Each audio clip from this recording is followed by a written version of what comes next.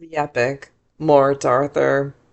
At Francis Allen's on the Christmas Eve, the game of forfeits done, the girls all kissed beneath the sacred bush and passed away. The parson Holmes, the poet Everard Hall, the host and I sat round the vassal bowl. Then halfway ebbed, and there we held a talk, how all the old honour had from Christmas gone or dwindled down to some odd games in some odd nooks like this, till I, tired out, with cutting eights that day upon the pond, where, 3 times slipping from the outer edge, I bumped the ice into 3 several stars, fell in a doze, and half awake I heard the parson taking wide and wider sweeps, now harping on the church commissioners, now hawking at geology and schism, until I woke and found him settled down upon the general decay of faith right through the world. At home was little left, and none abroad. There was no anchor, none, to hold by. Francis, laughing, clapped his hand on Everard's shoulder, with "I hold by him." "And I," quoth Everard, "by the vassal bowl." "Why, yes," I said, "we knew your gift that way at college, but another which you had, I mean of verse, for so we held it then."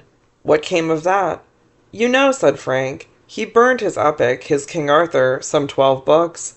And then to me, demanding why, "Oh, sir, he thought that nothing new was said, or else something so said 'twas nothing, that a truth looks freshest in the fashion of the day.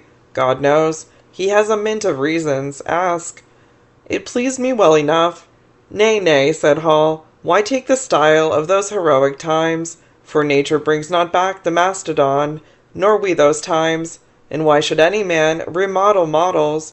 These 12 books of mine were faint Homeric echoes, nothing worth, mere chaff and draff, much better burnt." "But I," said Francis, "picked the 11th from this hearth, and have it. Keep a thing, its use will come. I hoard it as a sugar-plum for Holmes."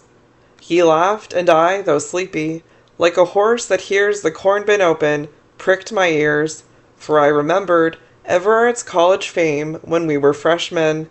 Then at my request he brought it, and the poet, little urged, but with some prelude of disparagement, read, mouthing out his hollow O's and A's, deep-chested music, and to this result: "Here ended Hall, and our last light, that long had winked and threatened darkness, flared and fell, at which the parson, sent to sleep with sound, and waked with silence, grunted good, but we sat rapt. It was the tone with which he read. Perhaps some modern touches here and there redeemed it from the charge of nothingness, or else we loved the man and prized his work, I know not. But we sitting, as I said, the cock crew loud, as at that time of year the lusty bird takes every hour for dawn. Then Francis, muttering like a man ill-used, 'There now, that's nothing,' drew a little back, and drove his heel into the smouldered log, that sent a blast of sparkles up the flue.